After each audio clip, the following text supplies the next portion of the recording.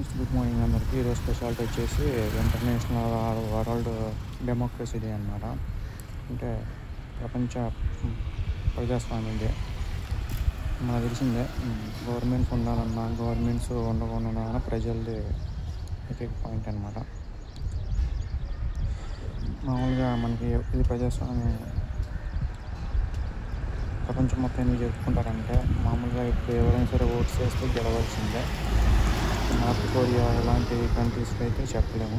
అది కొన్ని కంట్రీస్ వాళ్ళంతకు వాళ్ళే సొంతంగా పవర్లో ఉండగా ట్రై చేస్తారన్నమాట ఇయర్స్.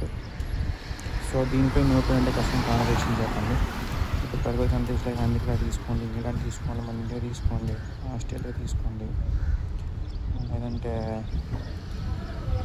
ఫ్రాన్స్ కావచ్చు, పెద్ద కంట్రీస్ తీసుకుంటే ఎక్కువ ప్రజాస్వామ్య దేశాలు ఉంటాయి అన్నమాట. ఎందుకంటే ప్రజలే ఫైనల్ డెసిషన్ కాబట్టి. మన ఇండియా అయితే ఇంకా ప్యూర్లీ డెమోక్రసీ.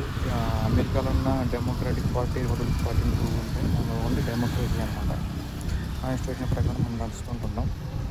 ఇంకా అమెరికా అయితే ఒకసారి వాళ్ళు గెలుస్తారు, ఒకసారి వీళ్ళు గెలుస్తారు. అక్కడ 2 పార్టీసే ఉంటాయి. ఇక్కడలాగా 10-15 పార్టీస్ అయితే అక్కడ ఉండవు అనమాట. Democratic or republic. ఇలా ఇంగ్లాండ్లో కావచ్చు, పెద్ద కంట్రీస్లో 2 టైప్స్ ఆఫ్ పార్టీసే ఉంటాయి. కానీ మన దౌర్భాగ్యం ఏంటంటే, మన ఇండియన్ ఎన్ని పార్టీస్ ఉన్నా మనకి ఏం మంచి చేయకపోవడం. సో ఇదన్నమాట టాపిక్. ప్రజాస్వామ్యాన్ని కూని చేసే బ్యాచ్ కూడా ఎక్కువ ఉన్నారు మన ఇండియాలో అయితే. మొన్న ఓటు నుంచి కూడా మీకు చూసాం, రాహుల్ గాంధీ గారు చెప్పింది. లేని ఓట్లు కూడా క్రియేట్ చేసి ఒకే పర్సన్ 3-4 స్టేట్స్కి లేయడం కూడా మీరు చూసి ఉంటారు. సో ఇదన్నమాట. ఇక నుంచైనా ప్రజాస్వామ్యం కూని చేయకుండా బతికేస్తారని చెప్పి ప్రపంచ ప్రజాస్వామ్య దినోత్సవ శుభాకాంక్షలు అందరికీ.